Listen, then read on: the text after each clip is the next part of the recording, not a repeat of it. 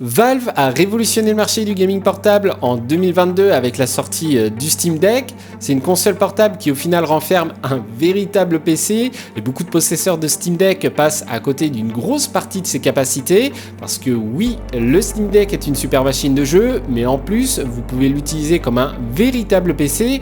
Ça souvent on l'oublie et grâce à son énorme communauté, la machine est hautement customisable, aussi bien en termes de composants qu'en termes de logiciels. Et dans cette vidéo, je vais vous montrer tout le potentiel du Steam Deck. Et avant d'aller plus loin, on va parler du sponsor de cette vidéo, Keyswords, qui est une amélioration du précédent site KeysFans. C'est un site qui vous permet d'acheter des clés OEM Windows 11, Windows 10, etc. à un prix beaucoup moins cher que sur le Windows Store. Mais vous pouvez aussi acheter des clés pour la suite bureautique Microsoft Office et d'autres logiciels.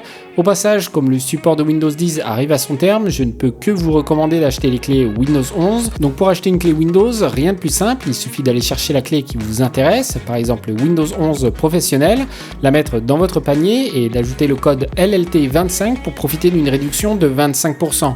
Vous pouvez utiliser le moyen de paiement de votre choix, par exemple PayPal. Une fois que c'est payé, vous recevrez la clé par email en moins de 5 minutes. Il vous suffit juste d'activer Windows avec votre clé. Si vous avez le moindre souci, vous pouvez contacter le support Keyswords qui est disponible 7 jours sur 7, 24 heures sur 24. L'ensemble des liens sont en description. Un des points qu'on peut facilement oublier lorsqu'on utilise le Steam Deck, c'est que dans ses entrailles, on a un PC avec une architecture x86, x64 classique. Et justement, il est totalement possible de basculer du mode console vers le mode bureau puisque SteamOS propose un mode bureau classique. Alors évidemment, il est totalement possible d'utiliser le mode bureau avec le Steam Deck pur, mais je vous conseillerais plutôt de brancher le Steam Deck à un écran, un clavier et une souris lorsque vous l'utilisez dans ce mode. Et pour faire ça, il suffit d'acheter un dock USB-C. Alors il en existe plein et je vous ai mis des liens en description vers quelques-uns. Je vous ai aussi mis des liens vers quelques accessoires. Une fois le Steam Deck branché, vous pouvez donc facilement basculer en mode bureau et du coup utiliser le Steam Deck comme un PC.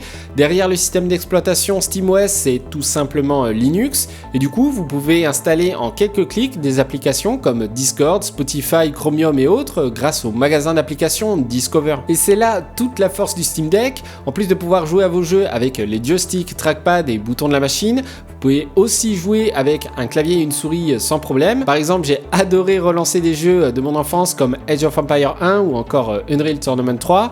Comme c'est des anciens jeux, ils tournent sans problème sur le Steam Deck, mais évidemment, vous ne pourrez pas jouer à des jeux de dernière génération dans d'excellentes conditions non plus, surtout qu'au-delà de 1080p, ça commence à devenir compliqué pour le Steam Deck sur des jeux assez demandeurs graphiquement. J'ai pu jouer à Raven's Watch, un roguelike français vraiment cool et qui passe assez bien, aussi bien en mode portable qu'en mode docké avec clavier souris. Mais on peut aussi utiliser le Steam Deck à la manière d'un PC portable classique pour regarder des vidéos YouTube, Twitch ou même rédiger le script de cette vidéo sur Notion. Alors évidemment, si vous avez un PC gamer, l'intérêt reste assez limité, mais pour ceux qui n'ont pas de PC, c'est vraiment cool. En prime, si vous achetez un Steam Deck pour votre enfant, ça pourra lui servir aussi de PC. Bref, à vous de voir l'usage. En tout cas, SteamOS est vraiment un système d'exploitation complet qui vous permet aussi bien de jouer que de l'utiliser comme un PC classique. Alors évidemment, le Steam Deck a plus vocation à être utilisé comme une console portable, mais contrairement aux fabricants de consoles classiques comme Nintendo, Sony ou encore Microsoft, Valve a décidé d'adopter une double philosophie, à la fois la philosophie console en vous proposant une machine facile à prendre en main avec une interface unique qui rassemble tous vos jeux Steam, le tout de manière fluide et sans prise de tête, mais Valve a aussi adopté une philosophie PC avec la possibilité de configurer plein de paramètres pour les plus bidouilleurs d'entre nous. On peut notamment parler de l'overlay de performance qui nous permet d'avoir tout un tas de mesures sur les performances de la machine, donc le nombre d'FPS, le frame pacing, la consommation, etc. Mais vous pouvez aussi définir le nombre d'FPS maximum que vous souhaitez, activer le shading à fréquence variable qui permet de réduire la charge GPU en mutualisant le calcul de shader sur plusieurs pixels à la fois plutôt que par pixel, de modifier l'enveloppe thermique, donc en gros contraindre le Steam Deck à ne pas dépasser un certain nombre de watts de consommation et du coup optimiser l'autonomie de la batterie, ou encore modifier la fréquence du GPU qui permet aussi d'augmenter l'autonomie de la batterie. Bref, vous avez en quelques clics accès à pas mal de possibilités d'optimisation tout en restant dans un environnement maîtrisé puisque les valeurs proposées ne risquent pas d'endommager votre votre Steam Deck. Et d'ailleurs, je vous invite vraiment à tester ces différents paramètres, notamment ceux liés à l'autonomie de la batterie, puisqu'on peut facilement gratter plusieurs dizaines de minutes sur certains jeux. Bref, pour revenir au Steam Deck dans son mode portable, c'est là où il brille le plus. Déjà parce que la prise en main est excellente, mais aussi parce que c'est là où vous aurez les meilleures performances, parce que l'écran a une résolution relativement modeste avec du 1280 par 800. Ça peut paraître peu, mais n'oubliez pas que l'écran ne fait que 7,4 pouces pour le modèle OLED, et personnellement je trouve que c'est un excellent choix de la part de Valve, car ça permet de réduire la charge GPU et donc d'avoir de meilleures performances. En effet, avec une résolution plus élevée, le Steam Deck aurait vraiment souffert sur beaucoup de jeux relativement demandeurs. Dites-vous quand même que le Steam Deck arrive à faire tourner pas mal de jeux comme Cyberpunk 2077, Dune Awakening, No Man's Sky ou encore Warframe. Et pouvoir continuer sa partie sur le Steam Deck est juste une expérience vraiment cool. Alors évidemment, si pour vous rester sur votre PC fixe pendant des heures n'est pas un souci, le Steam Deck n'aura pas autant d'intérêt que pour quelqu'un qui n'a pas énormément de temps à allouer au gaming ou qui a beaucoup de temps fractionné. C'est aussi l'occasion de vous permettre de plus facilement continuer des jeux qui nécessitent souvent plus d'implication dans l'histoire, comme Cyberpunk 2077, Red Dead Redemption 2 ou encore Baldur's Gate 3. Parce qu'avec le Steam Deck, vous pourrez alterner les phases de session de jeu sur votre PC et des phases de session où votre temps est plus limité ou fractionné avec le Steam Deck. Bref, je trouve que ça apporte beaucoup de flexibilité. Et justement, pour jouer à des gros jeux demandeurs, vous pouvez compter sur la communauté de développeurs Linux et plus particulièrement celle du Steam Deck avec le logiciel Lossless Scaling qui a été porté sur le Steam Deck il y a quelques temps maintenant. J'en avais fait d'ailleurs une vidéo dédiée.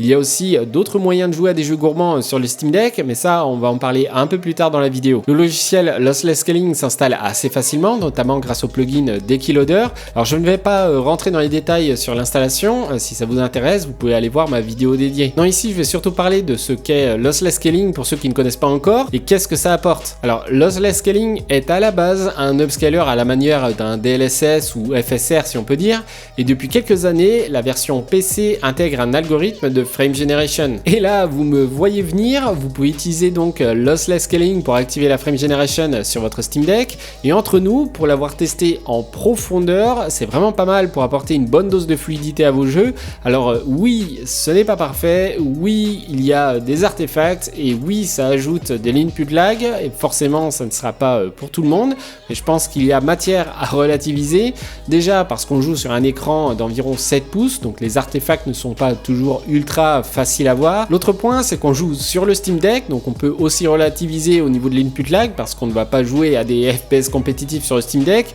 et ensuite parce que l'input lag est moins facile à détecter avec les joysticks en mode manette comparé au mode clavier-souris qu'on peut avoir sur le PC. Bref, grâce à Lossless Scaling, c'est tout à fait possible de jouer à Cyberpunk 2077 confortablement. Dites-vous que par défaut, Cyberpunk tourne à 38 FPS en moyenne en 800p avec les paramètres définis sur optimisé pour le Steam Deck. Avec Lossless Scaling, on monte à 73 FPS et entre nous, l'expérience est vraiment pas mal. Alors comme je l'ai dit, dans certaines conditions, on peut spotter des artefacts, comme ici avec les escaliers ou là avec les passages piétons jaunes, mais ça ne représente même pas 10% de l'expérience. Le reste du temps, quand on joue pour jouer, c'est difficile de voir les artefacts. Et entre nous, je ne peux que vous encourager à tester Lossless Scaling. Il coûte que 7€ sur Steam et au pire des cas, si ça ne vous plaît pas, vous pouvez toujours vous le faire rembourser. Un autre aspect qu'on ne parle pas toujours par rapport au Steam Deck, c'est son degré de personnalisation. Vous pouvez totalement customiser l'expérience grâce notamment à Dekiloader. Ce logiciel permet de charger différents plugins pour modifier le comportement du Steam Deck ou encore installer Lossless Scaling que j'ai présenté il y a quelques instants. Vous pouvez aussi totalement modifier le thème de l'interface de SteamOS. Autre point important, vous n'êtes pas obligé d'installer des jeux depuis Steam. Par exemple, j'ai pu jouer à Diablo 4 avec Battle.net et franchement, c'est très simple à utiliser et à lancer. Vous avez d'ailleurs des logiciels qui rendent le processus encore plus simple comme Lutris ou encore Heroic Launcher. Heroic Launcher étant mon préféré des deux parce que l'interface est plus accueillante out of the box et que l'installation des launchers comme Epic Game Store est ultra simplifiée. Autre élément qui n'a pas de rapport direct avec la personnalisation en soi, mais que je trouvais important de mentionner, notamment pour les fans d'émulation, le Steam Deck a des logiciels comme EmuDeck ou RetroDeck qui permettent l'émulation de tout un tas de consoles. Si vous êtes curieux, il y a plein de vidéos YouTube sur le sujet. Passons maintenant à deux moyens permettant de débloquer tout le potentiel du Steam Deck, notamment dû aux limitations de son hardware qui ne vous permettra pas de jouer à tous les jeux à 60 fps, notamment les jeux les plus gourmands gourmand. Et ici, il y a deux possibilités qui s'offrent à vous, si vous ne voulez pas faire de compromis quand vous jouez à des jeux comme Baldur's Gate 3, Cyberpunk ou autre. Alors déjà, première possibilité, si vous avez un bon PC gamer mais que vous voulez continuer votre partie dans votre canapé avec le même niveau de détail, alors vous pouvez utiliser la fonctionnalité Steam Remote Play qui vous permet de streamer votre jeu sur votre Steam Deck depuis votre PC. Le compromis, c'est qu'il faut un PC capable de faire tourner le jeu et il faudra en prime lancer le jeu sur votre PC bien sûr. Par contre, ça permet de continuer sa partie dans les meilleures conditions avec un input lag très faible puisque vous êtes en réseau local et une qualité graphique qui dépend de la puissance de votre PC. En bref, un bon moyen de profiter du Steam Deck sans compromis et le tout gratuitement. L'autre possibilité, si vous n'avez pas de PC gamer ou si votre config PC est ancienne et en souffrance, c'est GeForce Now. Alors GeForce Now, c'est quoi? C'est le service cloud de Nvidia. Vous pouvez facilement l'installer sur le Steam Deck parce que Nvidia propose une application native pour le Steam Deck en échange d'un abonnement qui va de 11 € par mois à 22 € par mois en fonction de l'abonnement que vous voulez. Vous pouvez jouer à pas mal de vos jeux directement depuis votre Steam Deck. D'ailleurs, entre nous, l'abonnement à 11 € par mois est suffisant pour le Steam Deck et ça n'a pas d'intérêt particulier de partir sur un abonnement plus élevé si c'est uniquement pour jouer sur le Steam Deck. En prime, ils ont un abonnement gratuit mais limité à des sessions d'1 heure. Ça peut être suffisant si vous voulez continuer votre partie rapidement sur le Steam Deck. Alors oui, je sais, contrairement au Remote Play qui lui est totalement gratuit pour peu que vous ayez un PC gamer, GeForce Now lui est payant puisque les jeux tourneront sur les serveurs d'Nvidia. J'ai d'ailleurs fait plusieurs vidéos sur le sujet du cloud gaming. Sur une vidéo, j'ai testé 4 services différents de cloud gaming et sur une autre, j'ai testé en profondeur GeForce Now. À titre personnel, j'ai utilisé tout l'été GeForce Now pour jouer à certains de mes jeux les plus exigeants sur le Steam Deck pour éviter de faire trop chauffer mon PC personnel et me retrouver avec des températures de dingue chez moi. Autre cas d'usage qu'on ne pense pas toujours, c'est d'utiliser le Steam Deck comme une véritable console de salon. Déjà, certains jeux peu gourmands comme Hades, Dead Cell, etc. tournent parfaitement, même en 4K sur le Steam Deck.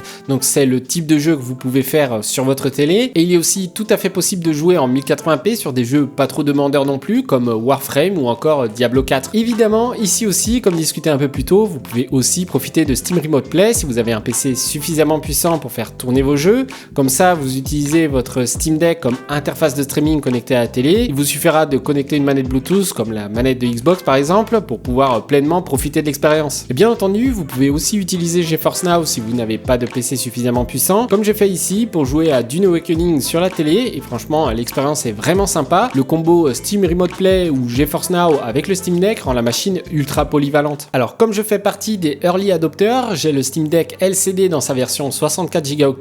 J'ai longtemps étendu la capacité de stockage avec cette carte SD haute performance et franchement, ça marche très bien. Mais comme j'utilise mon Steam Deck très souvent et qu'il n'est plus sous garantie, je me suis dit qu'il était temps de passer sur un plus gros SSD. J'ai donc acheté ce SSD d'1 Teraoctet au format 2230 qui est le format adapté au Steam Deck. Il m'a coûté environ 120 €. Je vous ai mis les liens en description pour les intéresser. L'installation est ultra simple puisqu'il suffit d'enlever les 8 vis du capot arrière et de le déclipser avec un Mediator ou une spatule en plastique. Allez-y doucement parce que ça reste du plastique, donc il faut faire attention de ne pas casser les clips, mais globalement ça se retire facilement. Ensuite, on a 3 vis sur le shield en métal. On le retire. Pensez à bien déconnecter aussi la batterie par mesure de sécurité. C'est simple à faire. Il y a une languette. Il suffit de tirer dessus jusqu'à temps que le connecteur se déconnecte. Ensuite, vous avez une vis pour le SSD. Vous retirez l'ancien SSD et vous mettez le nouveau, puis vous revissez le tout en suivant le processus inverse. Par contre, ne faites pas la même erreur que moi. Pensez à reconnecter la batterie si vous voulez vous éviter une grosse frayeur. Franchement, c'est vraiment trivial, rien de compliqué, et j'ai pu faire ça avec juste un tournevis, un médiator de guitare et un peu de patience. Globalement, ça m'a pris 10 minutes. Ensuite, on télécharge l'ISO de SteamOS sur le site officiel de Steam et on installe ça en 2 clics. Mais entre nous, la plus grosse différence que j'ai ressentie, c'est la vitesse d'installation des jeux. Comme j'ai la fibre 1 gigabit, ma carte SD avait du mal à suivre les 100-110 mégaoctets secondes. Avec le SSD, c'est absolument pas un problème. Malheureusement, je n'ai pas eu le temps de tester la différence entre ce SSD et ma carte SD pour la partie chargement des jeux. Mais entre nous, je n'ai pas ressenti de lenteur particulière avec la carte SD dans les jeux. Donc pour conclure, le Steam Deck est bien plus plus qu'une simple console portable, c'est un véritable PC. Bien qu'en termes d'hardware, il a forcément ses limites, elles peuvent être outrepassées de plusieurs manières. Que ça soit avec lossless scaling pour jouer avec de la frame generation, utiliser le remote play ou carrément passer par du cloud gaming avec GeForce Now, le Steam Deck a pas mal de ressources et est capable d'être particulièrement polyvalent. Sans oublier SteamOS dans son mode desktop qui vous permet d'utiliser le Steam Deck comme un vrai PC avec clavier souris, d'installer un navigateur, aller sur YouTube, Twitch, vous connecter à Discord ou tout simplement écouter de la musique avec Spotify. Évidemment, la machine aura ses limites et vous ne pourrez pas monter une vidéo entière avec DaVinci Resolve dans de bonnes conditions sur le Steam Deck, mais ça reste 100% utilisable sans problème pour un usage de divertissement léger. Et finalement, ça le rend un peu comme une sorte de mini Steam Machine. Dites-moi en commentaire comment vous utilisez votre Steam Deck. Est-ce que vous l'utilisez uniquement en mode portable ou est-ce que vous l'utilisez aussi en le connectant à la télé? Je suis vraiment très curieux de savoir comment vous exploitez votre machine. Et si vous avez une autre console portable comme la ROG Ally ou la MSI Cloud, dites-le moi en commentaire, quelle est votre expérience avec ces machines? En tout cas, j'espère que la vidéo vous a plu et que vous avez appris 2-3 trucs. Si c'est le cas, n'hésitez pas à la liker et à vous abonner. N'hésitez pas non plus à jeter un œil à mes vidéos, je traite pas mal de sujets comme le Steam Deck, des tests de cartes graphiques, le cloud gaming et le gaming sur Linux. Bref, il y a vraiment de quoi faire. Sur ce, je vous souhaite d'excellentes fêtes de fin d'année, prenez soin de vous, à la prochaine, ciao!